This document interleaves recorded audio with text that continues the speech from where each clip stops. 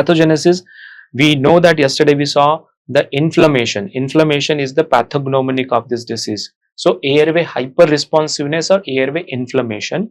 Then what we have, you have something called as a mucus plugging, and the third thing what you have is you called as a smooth muscle hypertrophy or hyperresponsiveness. So airway hyperresponsiveness, inflammation, these are the two main things which is responsible for the pathogenesis of asthma, as we discussed in the previous topic. So airway inflammation or hyperresponsiveness, mucus plugging, and the third is an inflammation. So airway obstruction, it causes acute bronchoconstriction. So you know that these are the airways.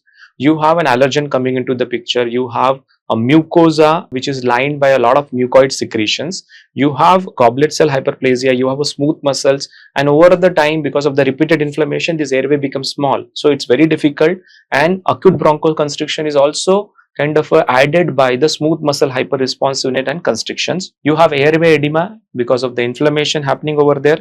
Chronic mucus plugging, so you can see the dimension of the airways become very less, and that's why it exacerbates whatever asthma present in.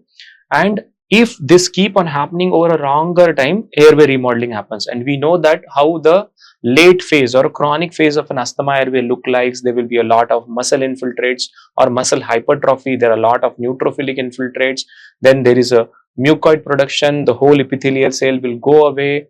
Goblet cell will come into the picture, and there will be a vasogenic edema because of the release of a lot of chemokines, and the airway will become really kind of a remodeled. And over the time, if this patient's not treated appropriately and goes into the adolescent phase, the airway becomes kind of a persistently damaged, and it can give rise to a lot of complications over the adolescent or adult phase of a life. So you have this acute bronchoconstriction, airway edema, chronic mucus plugging, and airway remodeling, which all can give rise to what is called as an increased airway resistance. What is happening in asthma, the pathognomonic feature is the airways are becoming smaller, so that there is a problem in for the air to go in, as well as there is a problem for the air to come out. So this is basically, you can call it as a disease. It's a disease of a resistive lung capacity. But sometimes asthma can be associated with pneumonias. They can have a poor oxygenation and all. So where you can have a resistive and compliance. So compliance, this is together, but most of the time in asthma, what we see is a disease of resistance. So you have a three categorization of mild, moderate, and severe, and we are going to talk about it. So in a mild, there is a history of intermittent wheezing, and few or no hospitalizations will be there before. But if you consider moderate, there is a frequent hospitalization, but no PICU admissions, and chronic medications and treatment history would be there. Previous PICU admissions and chronic medication would most of the time is there in the severe. They are mild, they are usually neurologically normal.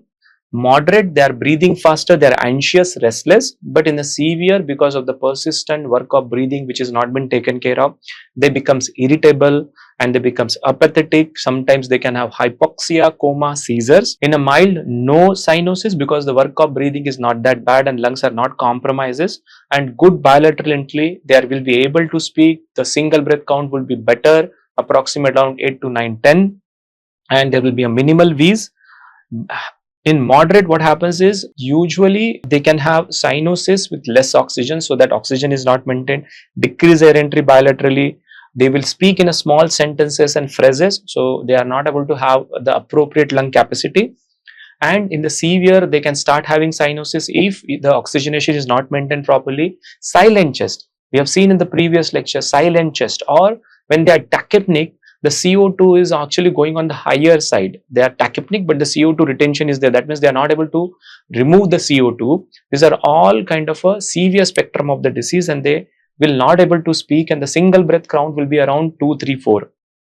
Mild, definitely because of work of breathing or utilization of, because they will have tachycardia, but the pulsus paradoxus will not be there. And moderate and severe, you will have a more of a tachycardia and more pulsus paradoxus. In severe, it can pulsus paradoxus can go up to 30 to 40 also.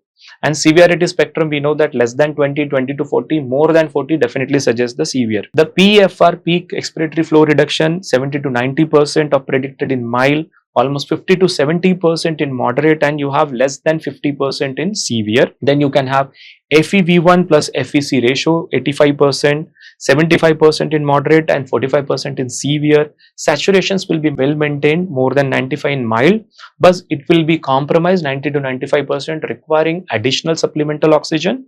to maintain it above 92%, and in a severe, in spite of an oxygenation, there is a chance that the saturation might be low. Carbon dioxide, you know that it is a disease of resistance, and so ventilation, so the air is not going come out. So a lot of these patients, they are able to maintain oxygen in the initial phase of the disease or a mild, but in the moderate, the CO2 will start building up, will not be that much.